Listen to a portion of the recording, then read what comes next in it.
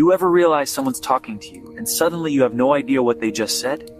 But instead of asking them to repeat it, you panic for half a second, smile, and pretend you heard everything. And the weird part is, this happens most during emotional conversations. Your partner is talking, a friend is venting, your mom is explaining something, your coworker is telling a long story, and suddenly, your brain drifts somewhere else.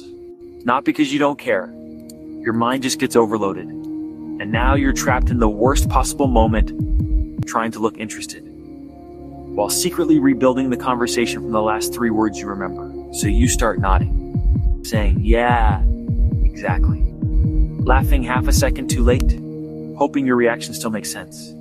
And honestly, most people around you never notice, but your brain notices everything, especially the panic when they suddenly stop talking.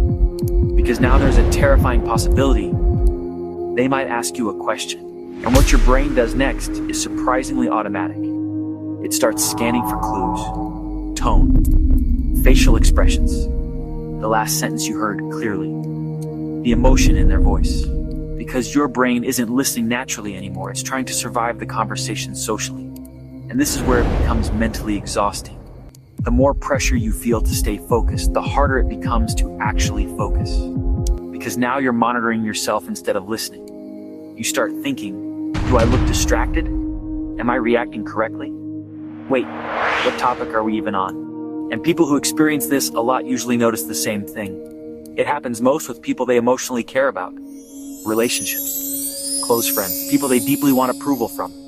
Because when someone matters emotionally, your brain quietly treats the interaction like something dangerous to mess up, so even small silence feels intense. Even a tiny pause can make your brain go, wait, did I respond weird?